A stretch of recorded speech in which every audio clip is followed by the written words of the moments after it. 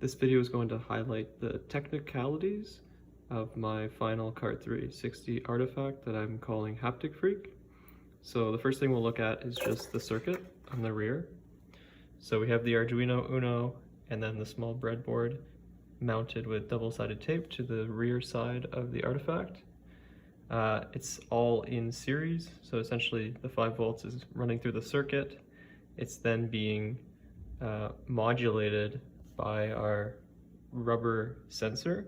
So as the device gets pulled outwards, which we'll see soon, the resistance increases and thus determines different actions that happen within the program. So as the user pulls the device, the frequencies that go through the connected headphones change and guide the user through the experience. So with that being said, we'll just kind of quickly look at some of the elements that make up the object first. So on both sides of the handles, we have a cotton material on top, which is really just a dish towel. Below it is just a sponge, and then we have our haptic sensor mounted and soldered underneath. Same goes on this side. Structurally connecting and holding everything together, we have our 1/2-inch plastic pipe with a wooden dowel inside, and then a spring which allows the device to be pulled out and then compressed back to its resting position.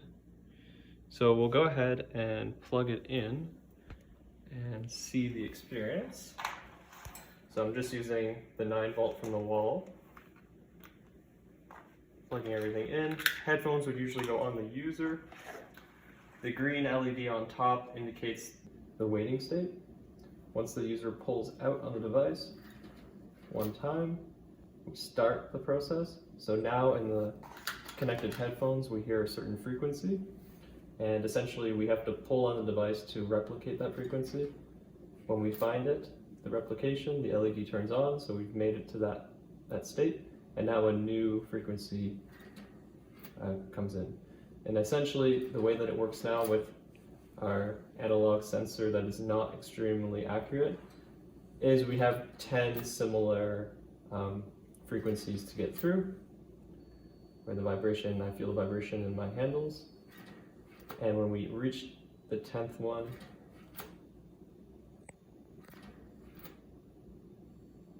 the LED will blink quickly and the motors will vibrate fast.